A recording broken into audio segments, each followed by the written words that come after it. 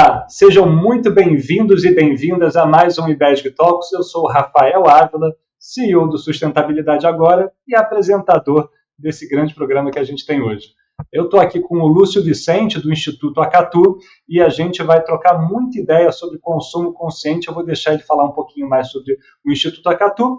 Antes disso, eu sempre começo com uma autodescrição. Eu tenho 1,79 m, 39 anos, sou branco, de olhos e cabelos castanhos escuros, estou nesse momento com uma barba, vestindo uma camisa de botões, um jeans clarinho, né, bem clarinho, e estou aqui no meu escritório com alguns utensílios e livros atrás de mim. Lúcio, passo a palavra para você já começar com uma apresentação sua e do que é o Instituto Acatu.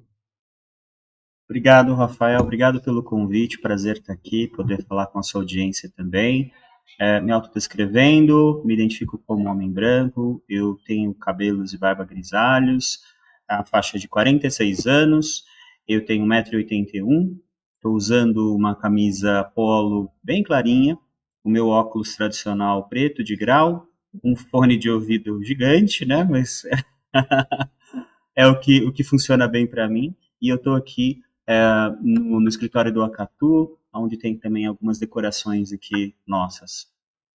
Bom, falando um pouquinho rapidamente de mim, e aí já entro também para falar do Acatu, eu estou liderando o Instituto Acatu desde 2023, no finalzinho de 2023 eu cheguei ao Acatu, depois de uma longa jornada de construção de carreira no mercado, trabalhando em setores como varejo, instituições financeiras, cheguei a posições de liderança nas áreas de marketing, relacionamento com o cliente, consumidor e sustentabilidade. E a minha vinda para o Acatu foi muito por conta das ações que eu já fazia com sustentabilidade, trabalhei muito tempo com rastreabilidade de alimentos, trabalhei muito tempo com compliance e governança de cadeias produtivas no Brasil, conectando, inclusive, pequenas produções locais, fomentando o desenvolvimento socioeconômico de diferentes polos produtivos brasileiros ao mercado, e quando eu vim para o Acatu, eu fiquei encantado com o desafio de poder trabalhar mais efetivamente com a educação e a comunicação para o consumidor. Né? E o Acatu é pioneiro na construção do consumo consciente como conceito, lá no comecinho dos anos 2000, quando em 2001 ele é fundado.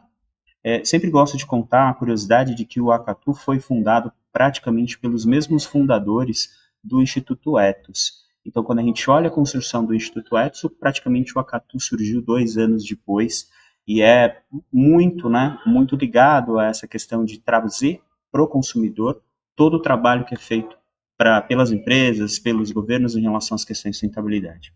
O Acatu, em 2 décadas, construiu uma reputação significativa em relação ao desenvolvimento de estratégias para desenvolver educomunicação, né, que a gente vai falar um pouquinho aqui, e ele é uma organização sem fins lucrativos de interesse público, então o que faz com que a gente possa conversar com diferentes partes interessadas, né, os famosos stakeholders, então desde governo, as empresas, sociedade civil também, e o próprio consumidor são, no nosso dia a dia aqui, parceiros e, consequentemente, membros de diálogo para a evolução. O Acatu, em 2 décadas de evolução, se desenvolveu em pelo menos 5 eixos de atuação. A gente é muito conhecido por ser uma organização que trabalha com pesquisa para medir a sensibilidade do consumidor ao longo do tempo em relação às questões de sustentabilidade, em relação às questões ambientais, sociais, econômicas e também saudabilidade, né, que é uma relação quase que indissociável, que é a questão da saúde humana frente às questões socioambientais. Ao longo do tempo, a gente também desenvolveu um trabalho cada vez mais forte com as empresas, então a gente já fez muito trabalho com as empresas para ajudá-las a se comunicar melhor com os consumidores, fugindo da cilada de comunicar só aquilo que lhes interessa ou aquilo que é bonitinho na história, né, que leva ao greenwashing, leva ao greenlightening. Então, assim, existem estratégias que a gente ajuda as empresas a construir para serem cada vez mais transparentes, e a gente também desenvolveu um trabalho significativo com associações setoriais, onde a gente, através de uma associação setorial, a gente trabalha para promover essas mesmas estratégias que a gente faz individualmente com as empresas, de maneira coletiva. Então, com a associação setorial, a gente implementa hoje programas setoriais de sustentabilidade para fazer com que coletivamente as empresas avancem dentro da agenda de sustentabilidade. A gente tem um trabalho de educação muito forte também com escolas, a gente tem um programa de educação voltado para crianças e adolescentes de escolas públicas desde 2013, a gente tem um programa chamado Educatu, e o Educatu hoje está conectado através de uma plataforma do programa a mais de 20 mil professores de escola pública que bebem dos conteúdos do Educatu e levam para salas de aula para falar de sustentabilidade, consumo consciente e produção responsável. Os alunos, por sua vez, também podem fazer uso da plataforma para poder montar seus trabalhos escolares, e a gente também descobre que ao longo do tempo muitos consultores, muitas consultorias e outras organizações já beberam muito desses conteúdos também para montar, né, toda a contextualização para a sustentabilidade. E a gente também tem invertido esse programa para a educação corporativa, para a educação dos adultos, porque é muito importante também falar sobre esse trabalho que os adultos precisam passar também.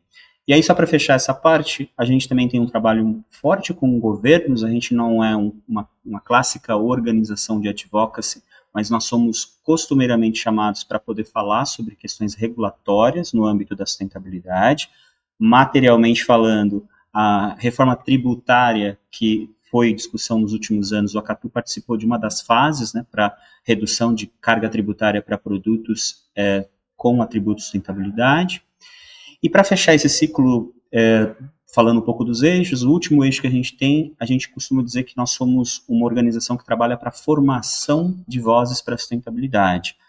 Desde o campo prático, muitas vezes uma empresa quer fazer o trabalho com influenciadores digitais, então a Catu pode servir como uma organização que ajuda no letramento desses influenciadores, para que eles possam falar com mais propriedade dos aspectos ambientais e sociais, assim também como criar a oportunidade de lideranças comunitárias, lideranças corporativas também serem... A gente fala letramento, mas é muito mais um processo de aculturamento das pessoas para entender um pouquinho mais sobre o que a gente trata nesse aspecto de produção responsável e consumo consciente. Basicamente é isso, desculpa pela extensão, mas o alcance que a gente tem de atuações é muito grande. Muito legal, Lúcio, e fica tranquilo, porque com a sua você tem uma voz aconchegante, né? Então acho que você foi falando, eu estava ouvindo aqui e assim, eu acompanho, né, o trabalho do Instituto Acatu há muito tempo, né? Com certeza, no mínimo há mais de uma década aí, né? Desde a existência de vocês eu já acompanho.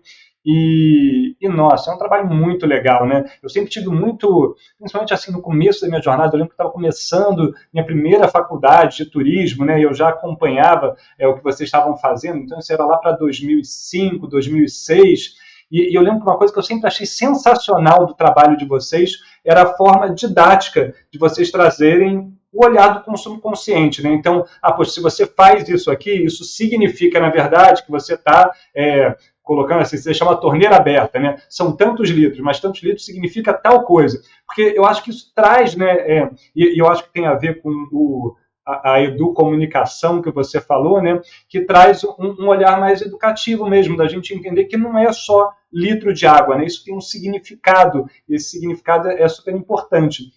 E aí queria que você trouxesse, que eu acho que você botou e eu acho que é legal da gente explorar, esse olhar educomunicativo de vocês. Né? O que vocês consideram isso, como vocês tangibilizam isso na prática e ao longo desses vários e vários anos de atuação, né, tão legal que vocês têm, como é que vocês foram tangibilizando isso e amadurecendo cada vez mais essa forma de se expressar, né? Perfeito. A educomunicação, ela é uma metodologia pedagógica que trabalha muito para poder fazer a integração da comunicação com a educação. A gente costuma trazer muitas dessas referências dentro da execução de projetos, desde o campo da educação básica nas escolas. Então, nós interagimos todos os dias com as coisas ao nosso redor. A gente aprende muito também com o elemento prático, com o elemento de vivência. Uma das coisas interessantes que a gente tem trazido, inclusive nas pesquisas, quando a gente pergunta para as pessoas quais são os temas que elas naturalmente direcionam como sendo temas que são ligados à sustentabilidade, a reciclagem é uma delas. E aí você lembra que reciclagem é um processo que costumeiramente é trabalhado nas bases educacionais, as pessoas vivenciam isso no ambiente de trabalho com as lixeiras, no condomínio. Então, de maneira geral, isso se espalhou também como uma grande informação. E no processo de reciclagem, por exemplo, que é um tema que pode ser trabalhado, você pode construir camadas de conhecimento a partir de um ato, que é reciclar um produto, ou direcionar, fazer a coleta seletiva dentro da sua casa ou na sua comunidade. Você tem condições de fazer com que aquele indivíduo também aprenda um pouco sobre quais são os materiais que ele está direcionando, qual é a dificuldade de cada um desses materiais de ser produzido, para onde vai. Então, enfim, você cria, através de um ato prático, uma capacidade também de poder fazer uma reestruturação do conhecimento daquele indivíduo. Isso serve para tudo, porque quando a gente interage, por exemplo, com produtos no supermercado, é a mesma coisa. Então, você tem produtos que falam abertamente sobre questões ambientais, tem outros que sequer citam.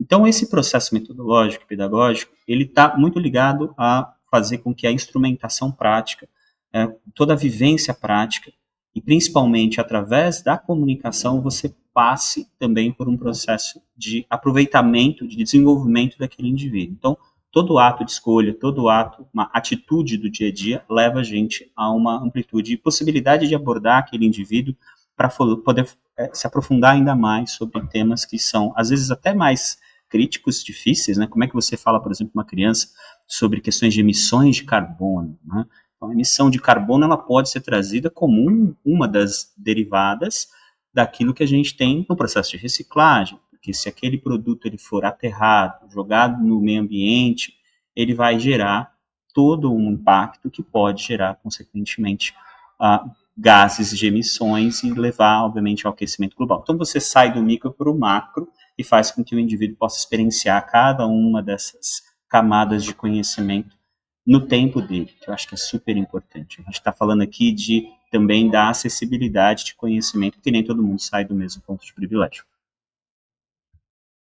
Muito bom, Lúcio, muito bom e muito verdadeiro, né? E eu diria que esse olhar ele não deveria ser só para uma criança, né? Como você bem falou, essa sensibilização, esse letramento, esse aculturamento, eu sinto, né, nas interações que eu tenho com empresas e tudo mais, que ele é super importante para desde os cargos mais baixos até os cargos mais elevados e lideranças, né? A gente percebe que hoje a gente ainda convive com muitas lideranças que não dão o valor que o tema deveria ter, né, em todos os sentidos, não só para o olhar da reciclagem, mas para uma série de outros fatores, né, que são importantes quando a gente fala de práticas ESG, de sustentabilidade, e eu vejo isso como um caminho muito natural, importante e necessário, né, para que a gente de fato evolua como sociedade, como empresas, como organizações e por aí vai.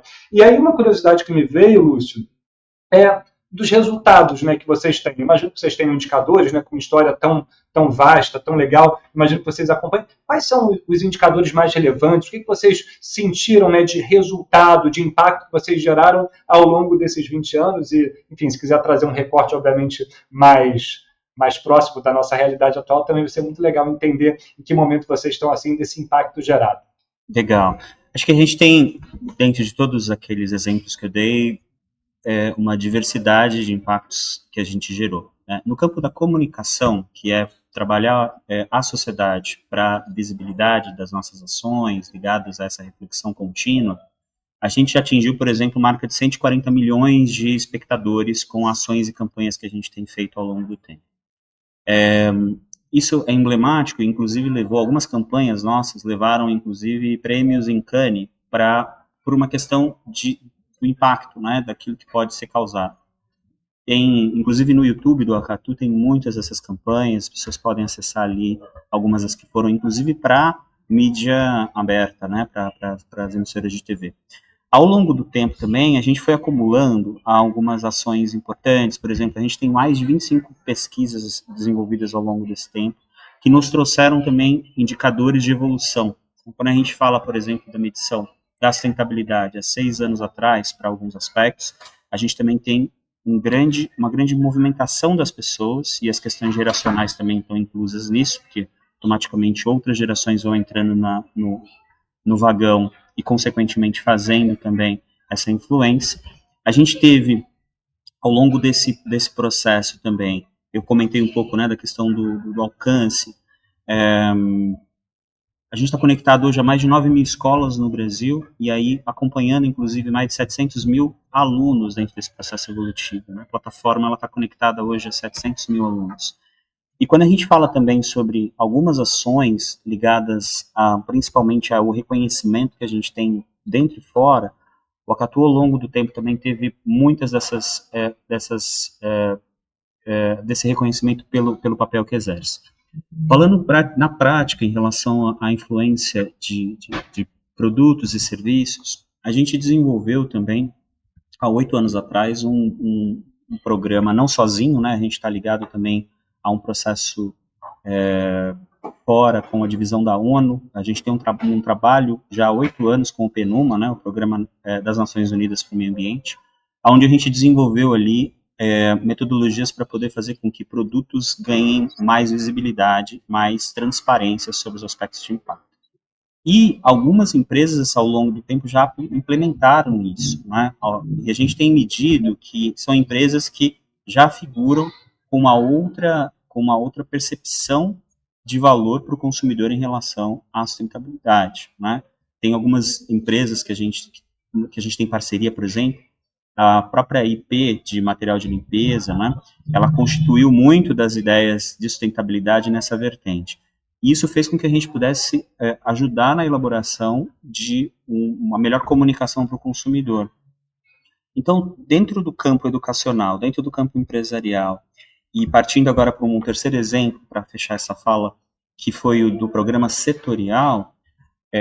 O programa setorial, por exemplo, há 4 anos, quando a gente lançou, e a gente tem em vigor ele até hoje, já trouxe indicadores significativos dentro da evolução das empresas em determinados aspectos. Então, quando a gente implementa o programa setorial, a gente faz aquilo que muitas vezes nunca foi feito por uma associação, que é definir quais são, qual é a materialidade setorial, porque cada empresa faz o seu, mas assim, e o setor?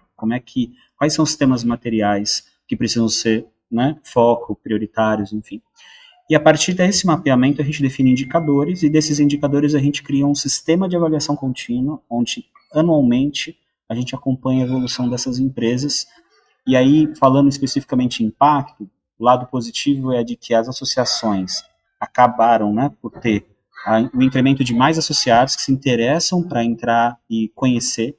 A gente teve um impacto significativo também em que as empresas sozinhas, elas muitas vezes na jornada de sustentabilidade, elas têm um risco alto, muitas vezes de não dar certo, escolhas que fazem, e coletivamente elas aprendem, né, com aquele termo de benchmark, né, olhando a referência do outro para poder fazer algo que te reduza em tempo, em investimento. E a gente tem significativo avanço também, porque a partir do programa setorial, a gente também, trabalhando com uma associação, a gente passa também, no evolutivo do programa, a trabalhar com as associações que são correlatas àquela associação que foi o pivô dessa transformação, né? Vou dar o exemplo de onde a gente está com a Abrafat, que é a Associação Brasileira dos Fabricantes de Tinta. Ali tem as empresas que vendem tinta para as pessoas, pintar a casa, enfim, e também de automotivo, né, pintura automotiva. A evolução do programa levou, por exemplo, algumas dessas empresas, né, que são 35 empresas, a constituírem suas áreas de sustentabilidade, sistemas de governança. Então, aí as pessoas perguntam, né, mas o que tem a ver o Acatu com todo esse movimento ligado a esse coletivo de empresas? É porque, em escala, eu atendo, inclusive, um dos meus propósitos, que é fazer com que a gente possa atingir a maior parte dos consumidores. Então, eu não tenho como falar de consumo consciente se eu não preparar quem faz a oferta de produto. Então, se o consumidor ele é consciente, mas ele não tem opções mais sustentáveis para comprar, fica difícil, não fecha a equação. Eu capacito lá na frente o consumidor, e quando ele vai para a gôndola, ele não vê produtos com atributos. Então, a gente também precisa colocar um pezinho dentro das empresas para poder ajudar a ter uma oferta maior de produtos com impacto. Isso é muito bom mesmo. E eu não poderia concordar mais, né? Porque a gente olha a gente mesmo, a nossa atuação. Se um dia eu vou no mercado, eu vou fazer uma compra, qualquer consumo de maneira geral, se você não tem opção, obviamente você não vai comprar, porque ela não está lá disponível para você. E se ela for a um preço que é proibitivo, talvez você não tenha capacidade de fazer, né? E quando a gente fala de tantas desigualdades sociais que a gente tem no nosso Brasilzão, muitas vezes essa é a razão, né? Você tem uma diferença, se você tiver essa diferença, você torna proibitivo para uma determinada parcela da população. Então, acho muito legal a visão de vocês, esse caminho, e falando um pouco desse olhar do consumidor, mas trazendo também para o olhar das empresas, queria explorar dois assuntos, mas começar primeiro com a pesquisa de greenwashing, né? Que eu acho que ela tem muito a ver com essa questão, que é como as empresas se colocam, né, da melhor maneira possível, relatando, divulgando as suas boas práticas, mas sem cometer o famoso greenwashing, maquiagem verde, né, lavagem verde, quando elas, de alguma forma, comunicam coisas que não estão fazendo, ou comunicam de maneira dúbia, ou, de certa forma, mentem propositalmente, ou de maneira, vamos chamar, né, não intencional, mas de toda forma fazendo gerando uma confusão no consumidor em relação às suas práticas de sustentabilidade, práticas verdes como um todo. Então, me conta um pouquinho mais da pesquisa, Lúcio. Fiquei curioso para saber os resultados dela, o que trouxe de interessante aí que a gente pode compartilhar hoje. Bacana. Trazer um contexto de curiosidade, né? Greenwashing, o termo, ele surgiu nos anos 80, e naquela época, um cara chamado Jay Westerveld, ele estava de férias, visitando um resort, e aí ele viu o hotel usando uma mensagem, né, de que não fizesse uso de troca de toalha todos os dias. Só que quando ele abriu a porta do resort e viu que o mesmo resort estava destruindo um monte de árvore para construir mais quartos, ele falou assim, opa, peraí, você tá pedindo, o impacto da lavagem da minha toalha, ele é maior do que a construção que você está construindo aqui nesse lugar. Então, assim, esse paradoxo, que foi construído lá nos anos 80, ele vem carregado e, obviamente, trabalha muito a maquiagem verde, que é quando eu falo sobre algo voltado para a questão de impacto ambiental, e esse algo não necessariamente é comprovado, não necessariamente fala toda a verdade, só conta a parte bonita da história, enfim, ele maqueia a informação para que você faça a compra acreditando que está fazendo o melhor impacto. Então, esse é um ponto histórico que é interessante para mostrar depois como é que isso evolui, né? A pesquisa do greenwashing que nós lançamos neste ano, né, publicizamos esse ano, foi feita pela Market Analysis, que é um parceiro do Acatu, que utilizou uma tecnologia, né, uma metodologia da Terra Choice, que é uma organização canadense que tem nessa metodologia a prática de fazer fotografias de produtos em supermercados, no comércio em geral. Depois, essas fotografias elas são levadas para um estudo minucioso das informações que estão naquela embalagem. Então, quando tem uma informação de que é biodegradável, tem que ter informação de como é biodegradável, em quais condições, debaixo da terra, no espaço sideral. Então, assim, biodegradável depende de condições para acontecer. Um outro ponto é quando usa mensagens vagas, então, amigo do meio ambiente, né, eco-friendly, o que quer dizer com isso? Né? O que você quer dizer com essa informação? Então, eles fazem essas fotografias, levam para um estudo de cada um. Então, esse último ciclo, nós fotografamos mais de 2.000 produtos, e deles a gente retirou mais de 3.000 alegações equivocadas ou que sem nenhum tipo de referência. A pesquisa ela traz de 2014, que foi a segunda edição, a primeira foi antes de 2010, a segunda foi em 2014 e essa que a gente lançou em 2024 para 25 tem aí um intervalo de 10 anos. Nós vimos um crescimento de 85% de greenwashing na maior parte dos produtos fotografados. E aí, quando eu falo produtos, não é necessariamente os mesmos produtos, mas são os macro setores. Então, produtos de limpeza, produtos de material de escritório e assim por diante. Então, existiu um crescimento de 85% e algumas categorias também cresceram em apelo. Então, uma das que mais cresceu foi só explicando novamente a questão da metodologia, a partir dessa identificação, existe uma classificação dos 7 pecados do greenwashing. Então, são 7 pecados onde a gente faz a classificação de onde se encaixa. A gente tem um que chama incerteza, que foi o que mais teve crescimentos, 57% de produtos identificados Então, que é o que eu comentei, eco-friendly, sem comprovação, amigo do meio ambiente, ou muitas vezes ter algum tipo de imagem, né, muito apelativa em relação ao ambiental, às vezes coloca o produto só com uma embalagem verde, uma folhinha, né, uma imagem de planta, enfim, tudo isso induz as pessoas. A gente não pode ser inocente achando que a pessoa, na hora de uma comparação visual, ela não vai preferir. Então, esse é um problema... Oi? Pode falar. Só uma interrupção rápida, mas eu tenho uma cachorrinha, né?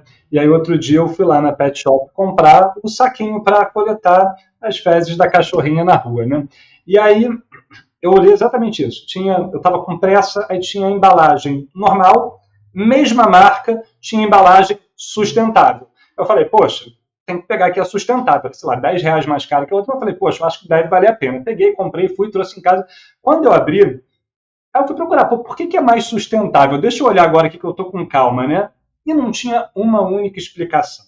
Não tinha explicação no site, não tinha explicação na marca, não tinha o QR Code levando para algum lugar, só falava. No fim do dia eu acho assim, cara, eu acho que eu paguei mais caro pela mesma coisa. Enfim, uma dessas práticas aí de greenwashing que a gente vê e às vezes acaba caindo também, né, impactado por isso, mas que, enfim, é uma das preocupações que, enfim, você que está aí do outro lado, tem uma marca, tem embalagem, tem essas coisas, precisa dar as provas, precisa mostrar por que acontece, né? Mas desculpa, eu te interrompi. Não, sem problema. Acho que é um exemplo prático interessante e a gente precisa sempre lembrar que quem toma decisão nas empresas é muito louco, porque eu já trabalhei em empresa e eu sei que, às vezes, dentro da empresa, as pessoas sequer conversam. Então, quem elaborou a embalagem, às vezes, nem conversa com a área de sustentabilidade.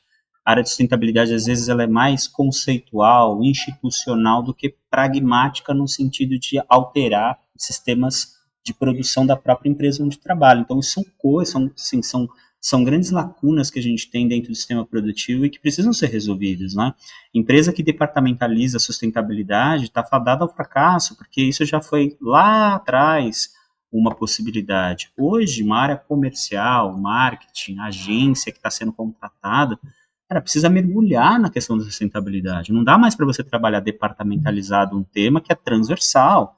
Então, o cara que escolhe, por exemplo, qual é o fornecedor que vai fornecer para ele precisa ali ter um checklist de todos os atributos ambientais, sociais do fornecedor, porque muitas vezes você pode ter um problema no fornecedor e a corresponsabilidade é sua, né? A gente tem visto, por exemplo, casos mais diversos, assim, né? De gente que arrendou a terra sem nenhum tipo de comprovante de quem é que vai arrendar, e aí coloca ali pessoas em condições, né, em análogo à escravidão, até produtos que às vezes uma pecinha, e eu vivi isso quando eu trabalhava no varejo, assim, às vezes um fabricante de panela, eu vou dar um exemplo de um fabricante de panela que foi real. Então, o fabricante de panela tem ali o seu processo, e aí ele tem uma terceirização de uma peça, que às vezes é a junção do cabo com a panela em si. Então, essa pecinha, ela era terceirizada para uma oficina. E aí, o Ministério Público achou um problema nessa pecinha. Então, assim, você vê qual é a complexidade. Eu não posso simplesmente, quando chega o problema da crise, virar e falar assim, não, mas esse é o problema do meu fornecedor.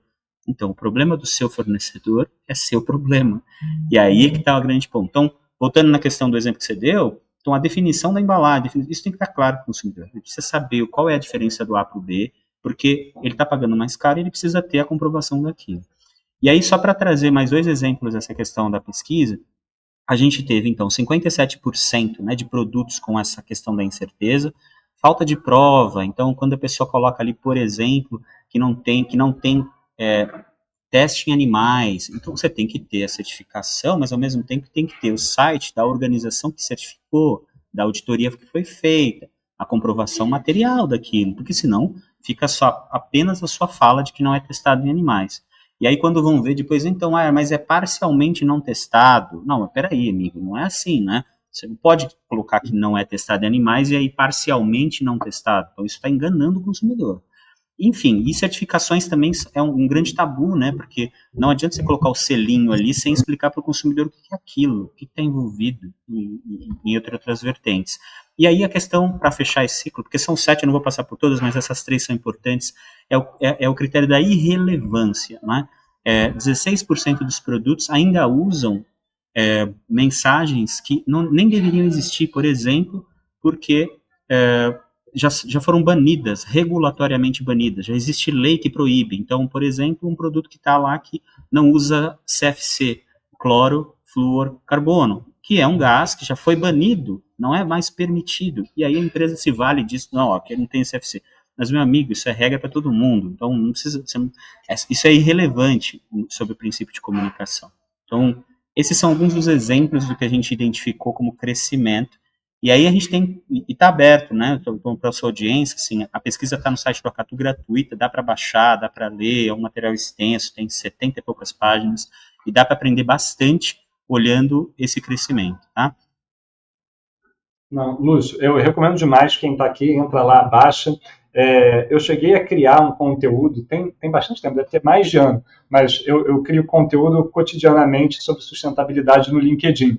E já deve ter mais de ano, eu criei um lá sobre os 7 pecados do greenwashing, né, do Terra Choice. Então, para quem tem interesse e curiosidade, pode procurar lá no meu LinkedIn, mas dá para procurar na internet também que você acha os 7 pecados bem explicadinhos, com exemplos, tem posts sobre isso. Provavelmente tem post lá no Sustentabilidade Agora também, imagino que tenha no do Instituto Acatu, e na pesquisa vai ter, obviamente, a descrição, você baixando lá já consegue ver. É muito legal, para quem tem interesse no tema, faz muito sentido.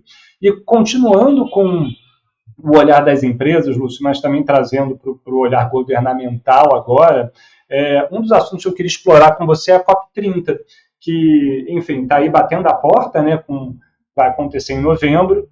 Para quem não sabe, acho que poucas pessoas não devem saber, porque é um assunto que está sendo muito, muito falado, né, em novembro no Pará, com uma série de repercussões positivas, uma série de repercussões negativas também, né, problemáticas, toda a questão de infraestrutura, né, enfim, e a questão hoteleira talvez nos últimos meses foi a que mais ficou latente aí, né, da questão dos preços extremamente altos, mas queria ouvir muito do teu lado, Lúcio, do posicionamento do Instituto Acatu, se vocês vão estar lá na COP30, o que você tem visto de movimentos interessantes, né, e para quem tem interesse, enfim, contar um pouquinho mais dessa história.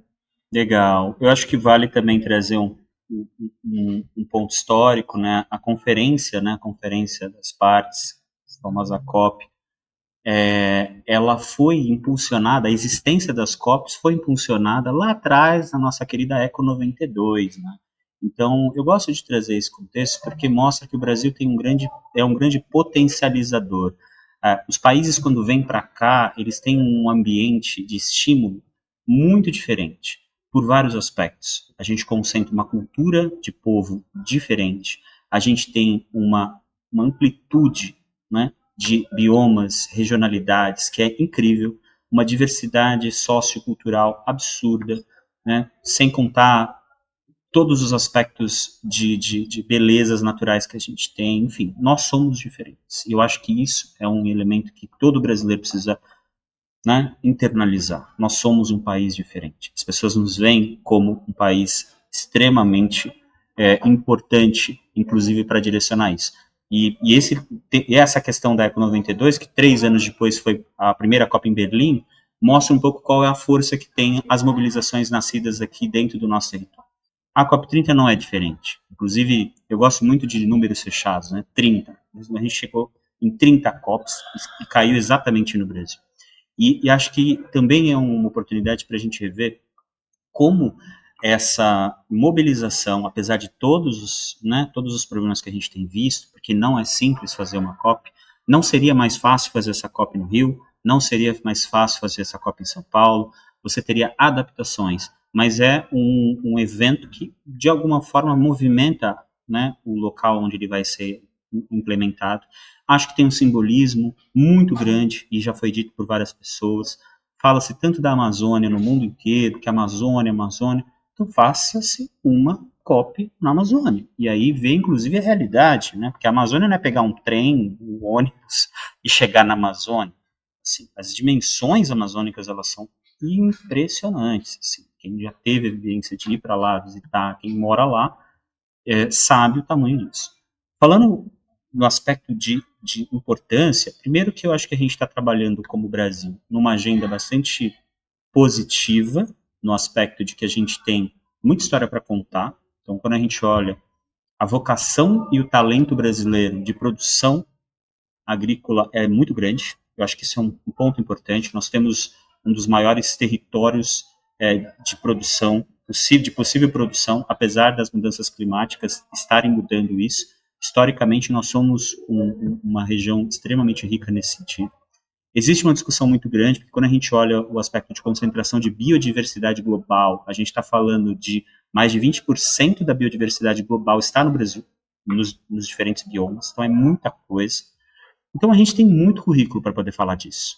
E o povo brasileiro tem muita oportunidade, porque tudo que está sendo vertido aqui como discussões vai naturalmente direcionar, aí eu acredito muito nisso, coisas que estavam travadas com essa habilidade que nós temos também de sediar e fazer com que as ações sejam... O que eu estou vendo em relação ao movimento COP na prática? Muitas empresas que estavam meio que negando, fazendo, pô, tá difícil, estão achando um jeito de ir para lá. A sociedade civil também está achando um jeito de ir para lá. Mas mais do que isso, acho que o que a gente precisa desenvolver também é que não precisa estar em Belém para ser atuante para uma COP30. Isso é muito importante. As escolas, as comunidades, canais como o seu, são super importantes que a gente possa falar disso, onde que a COP está inserida dentro das decisões climáticas, o que sai dali, quais as ações práticas do meu dia a dia que estão ligadas à COP. Tem muita relação ligada às nossas escolhas, né?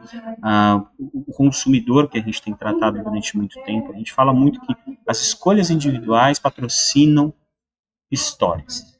Então, quando você faz uma escolha, essa escolha não é inocente. Quando você sai da sua casa e vai para o mercado, você já fez uma escolha. Você comprou no mercado A e não no mercado B.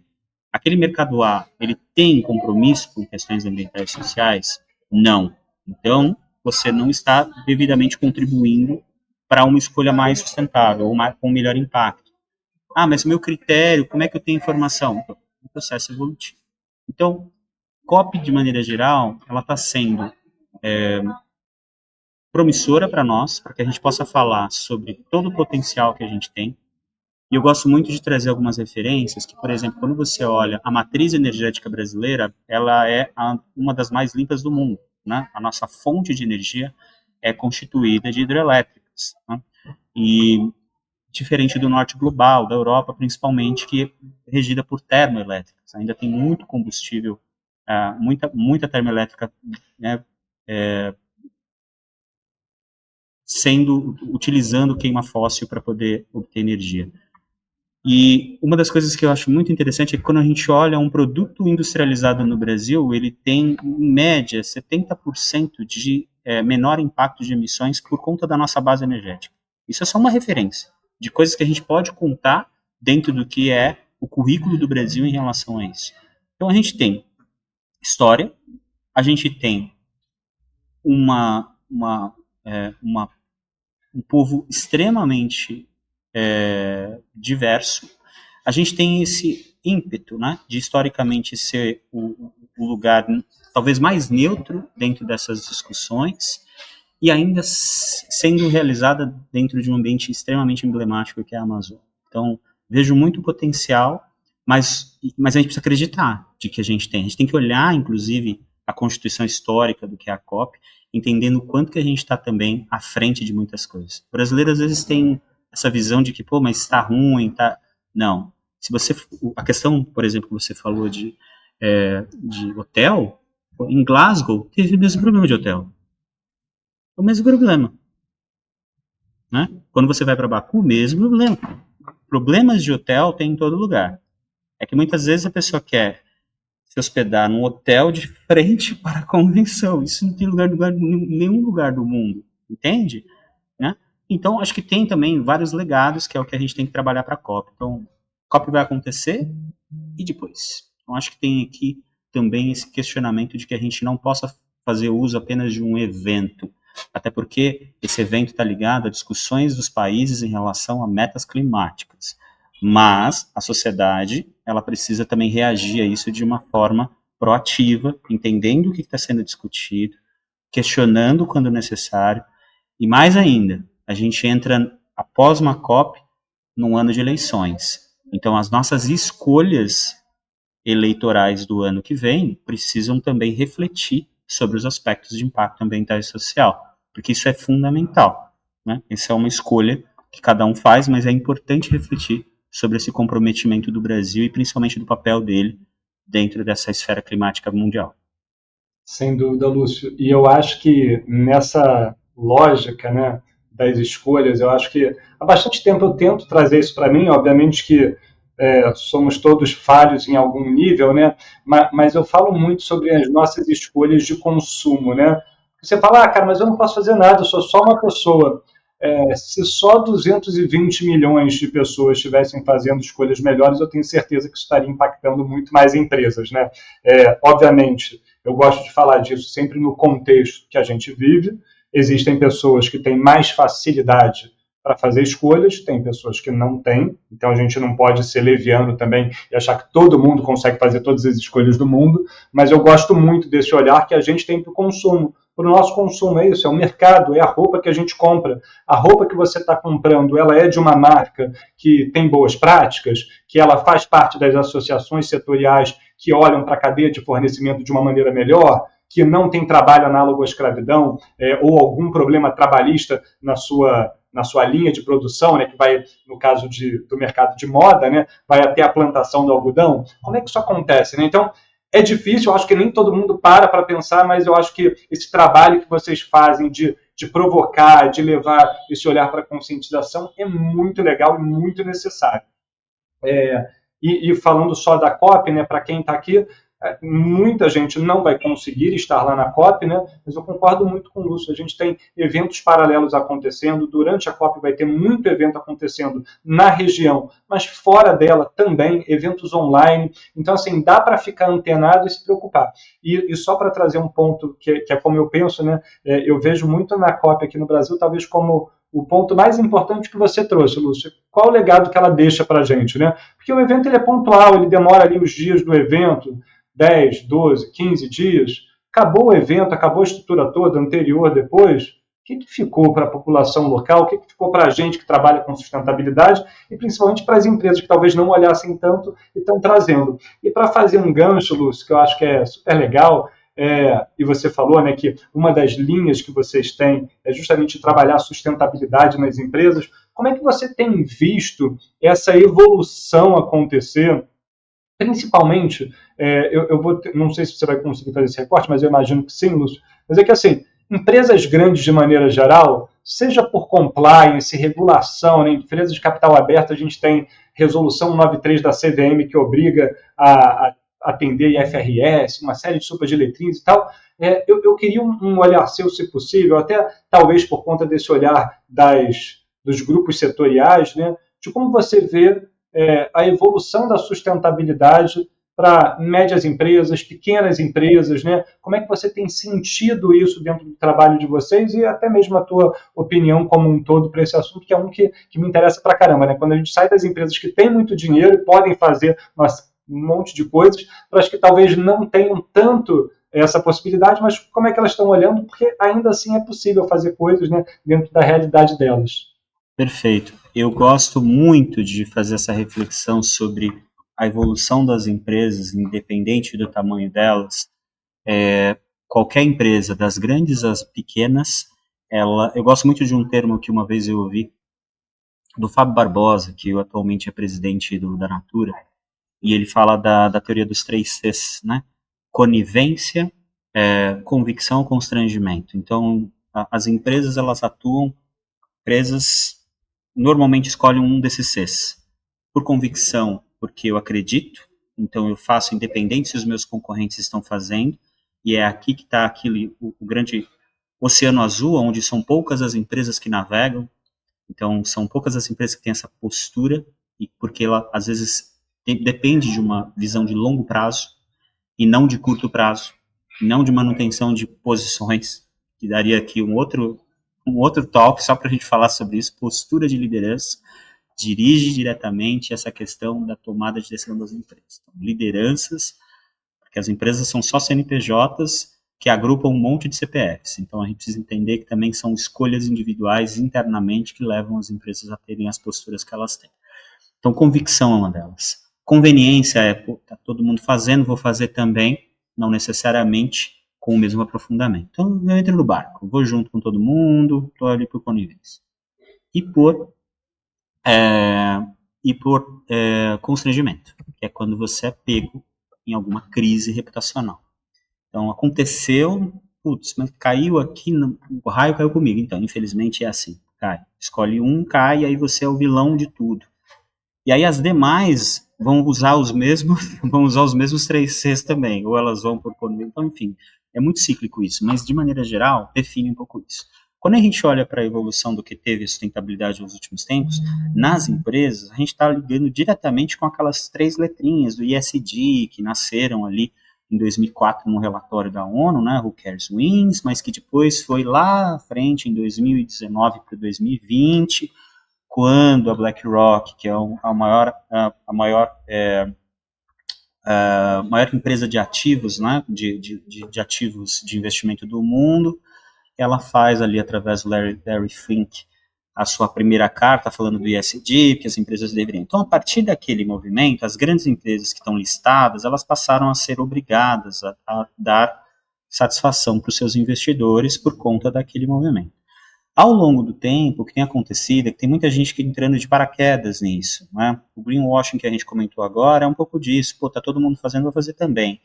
E aí é onde está o grande problema. Sustentabilidade é um grande palco, eu gosto sempre de usar essa analogia. Sustentabilidade é o palco. Os atores que entraram e fizeram a interface nesse palco ao longo do tempo mudaram de nome várias vezes. Responsabilidade social, né? Aí depois veio ali produção responsável, ESG. Então a gente vai mudando as interfaces de relação, mas a sustentabilidade, por exemplo, ela existe no planeta. Né? A condição, se o ser humano não existisse, a sustentabilidade existiria com os outros seres, pelos ecossistemas, por toda essa questão de continuidade da vida. E acho que esse elemento das empresas, o que tem acontecido é que as empresas têm, às vezes, olhado para a agenda de sustentabilidade de uma maneira muito fria, racional, que não deixa de ser importante, mas tendo um desequilíbrio. Então, por exemplo, tem área de sustentabilidade, e nada contra especificamente, mas só dar um exemplo prático. Às vezes a área de sustentabilidade está encaixada dentro de recursos humanos.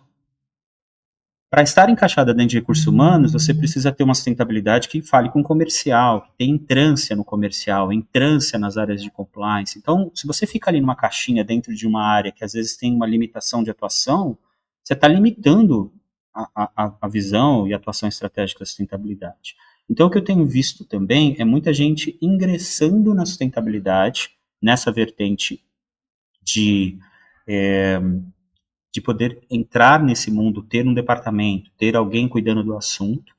E uma das coisas que também vejo como sendo algo que a gente precisa enxergar é que todas essas regulações que estão sendo obrigatórias, né, você citou aí a questão da CVM, elas estão trazendo elementos de autenticidade, que é quando você constrói, por exemplo, mecanismos para que as empresas realmente evoluam e não fiquem apenas vendendo um peixe ali para fazer parte daquele grupinho, né? Porque no final do dia, o que a gente também tem é as empresas tentando ganhar voz, falar que também fazem e não necessariamente tendo.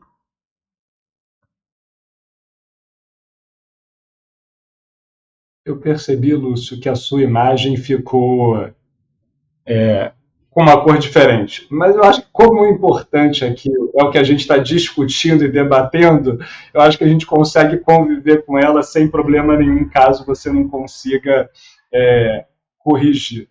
Eu vi que você está. Tô fechando aqui para ver se eu consigo, porque às vezes é o sinal da internet que está fraco e aí dá uma queda. Mas enfim, acho que tem esse elemento, né, voltando para o ponto, as empresas têm tentado trabalhar na evolução da agenda de sustentabilidade. Nem todas elas têm o mesmo nível de conhecimento. E está tudo bem até certo ponto, desde que você não crie, né, uma simplificação para um tema que é muito amplo. Então, quando eu falo da questão da racionalidade, você ter, por exemplo, um departamento jurídico cuidando da sustentabilidade, a tendência de um departamento jurídico, por exemplo, querer seguir até a linha da lei Então, assim, eu vou fazer até onde eu sou cobrado, é muito grande. Só que sustentabilidade é visão de longo prazo. Eu não posso depender de ambiente regulatório, que às vezes está alicerçado em leis de 50 anos atrás, né, simplesmente porque eu tenho ali, vou atender o protocolo daquilo que é o máximo. Não. Empresas que querem investir em sustentabilidade precisam investir em inovação, precisam investir em muita pesquisa, precisam ser mais abertas, inclusive, para a própria sociedade, envolver o consumidor, ouvir os stakeholders. Então, tem uma agenda aqui que eu sempre tenho dito, né? Sustentabilidade não pode ser um pilar, ela precisa ser intrínseca à existência de uma empresa, porque a gente está falando de equilíbrio na parte econômica, ambiental e social. Tudo que você deixar desses 3 pontinhos, que é o básico, né? Básico para a sustentabilidade de teoria, mas funciona, precisa ser implementado, porque senão você sempre vai deixar uma dessas 3 perninhas enfraquecida e aí não equilibra a conta. Eu acho que é muito boa essa tua visão, Lúcio, e eu acredito muito que qualquer empresa, né? E eu acho que você trouxe um ponto legal, que é, assim, existem muitos novos atores, né? É um assunto que, por mais que não seja novo, tem muita gente olhando para ele agora com um carinho maior. E se você entra e você tenta fazer tudo, se você não tem um mínimo de estrutura, a tendência é que você não veja resultados para a tua realidade e isso só reforce um posicionamento de que talvez não seja aquela coisa que realmente seja legal para a tua companhia fazer. Que, não, a sustentabilidade não é para a gente aqui não. É até bacana, mas para a gente não funciona. Então, uma dica que eu costumo dar é, para cada empresa que for olhar com sustentabilidade, fazer 2 coisas. Primeiro, entender a tua realidade, um diagnóstico básico. Né? Isso é básico para qualquer coisa de gestão, de estratégia. Olha para onde você está, entende o que você já faz. Às vezes tem coisas que são feitas legais, né? Algumas delas regulatórias, obrigatórias, mas tem coisas, às vezes, que você já faz que não são necessariamente ali só da regulação. E aí o segundo ponto é entenda onde realmente está o peso, a estratégia, as coisas importantes para o teu negócio. A gente chama nesse universo, né, de materialidade, de temas materiais, mas é você entender o que é relevante para você. Se para você não é relevante ter um estudo de biodiversidade, porque você é um escritório de advocacia pequenininho, que fica num lugar que não tem impacto nenhum, talvez não seja isso que você tenha que fazer. Talvez você tenha que olhar para as pessoas, para as práticas trabalhistas, para os seus fornecedores, né? Porque se você falar que você está fazendo um estudo de inventário de carbono, mais compensação, mais descarbonização, talvez isso gere muito pouco impacto real para você, para a tua organização e por aí vai. Então eu gosto muito desse olhar dos temas materiais, dos temas que são realmente relevantes e estratégicos para o teu negócio. E voltando para uma outra fala sua de hoje, que eu achei muito legal, é que tem que ser transversal. Você não vai ter um departamento e ele vai cuidar de tudo. Se compras não tiver comprado, se o comercial não tiver comprado, se produção não tiver comprado, você não chega em lugar nenhum. Né? E isso vale para a empresa pequena, para o varejo, para o serviço, para a indústria, para a empresa grande, cada um seguindo, obviamente, as suas possibilidades e realidades, né, dentro do seu contexto.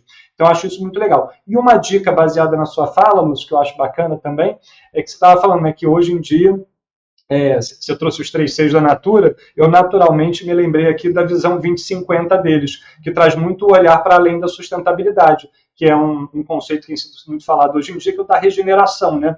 Então, hoje em dia, cada vez mais as empresas, as pessoas, elas precisam olhar para além só de sustentar o status quo.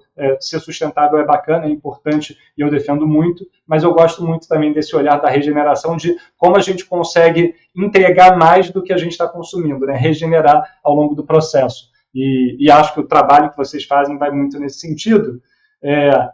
Cara, eu gostei muito do nosso papo, Lúcio. Infelizmente, ele está chegando no final, então vou pedir para que você traga uma mensagem final para todo mundo que está aqui ouvindo a gente, que vai ouvir, né, porque vai ficar gravado, obviamente.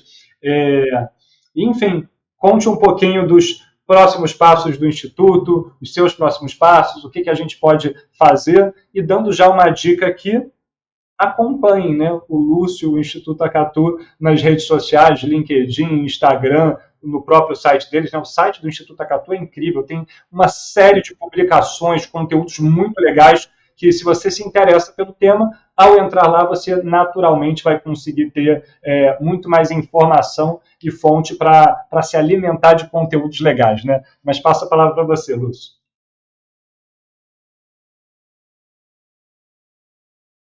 Legal. Bom, primeiro, eu queria agradecer pela oportunidade. Também fiquei muito feliz aqui com a nossa conversa.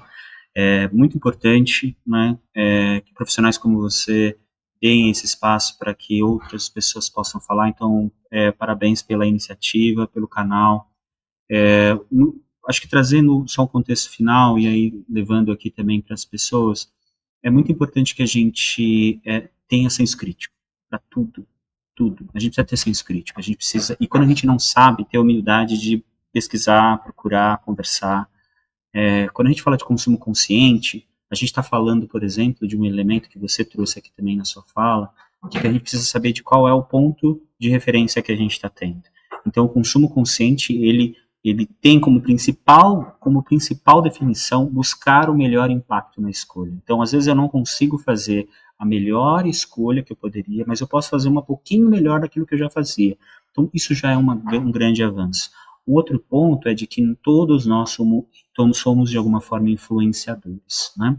Os pais são grandes influenciadores. Às vezes a criança está na escola, ela escuta uma coisa do professor, mas se ela não reverbera, se ela não tem o pai, a mãe, o responsável, seja lá quem for, responsável por aquela criança, se interessando pelo que ela apresentou, ela praticamente perde aquilo que ela aprendeu, porque o eixo familiar, o eixo coletivo dela, se não reverbera aquilo que ela aprendeu, se perde.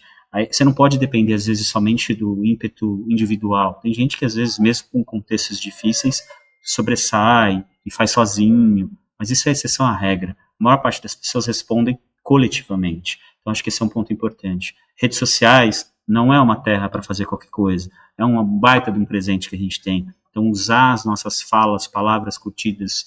Eu fiz um texto, inclusive, recentemente sobre isso, falando sobre como as mensagens negativas estão moldando a nossa maneira de pensar.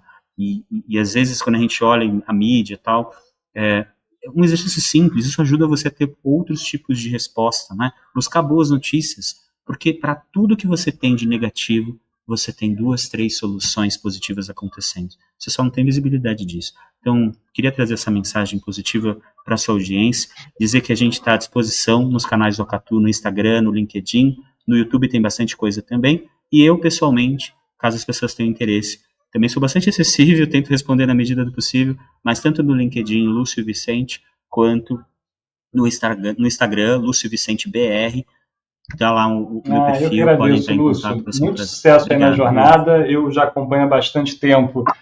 Vou acompanhar mais dentro do possível aí o que vocês têm feito, mas fica a mensagem aqui final. Está assistindo a gente? Segue o Lúcio, segue o Instituto Acatu, segue a gente aqui do IBESG, né? Para quem quiser conteúdo, 3 vezes por semana eu crio lá no LinkedIn também. E eu acho que a mensagem principal é essa que o Lúcio deixou aqui no final. A gente é muito responsável pelas nossas decisões e cada uma dessas decisões gera impactos. Cabe a gente, né, decidir, entender se a gente quer levar para um impacto melhor ou pior. E o que eu falo aqui é que às vezes isso dá um pouquinho de trabalho, mas é um trabalho que vale a pena, que a gente precisa fazer. Não dá só para deixar as nossas decisões, né, o que a gente está fazendo na mão dos outros. E espero que o papo de hoje tenha ajudado. Um grande abraço para vocês, para você que está assistindo, e até a próxima. Tchau, tchau. Valeu, Lúcio. Obrigado.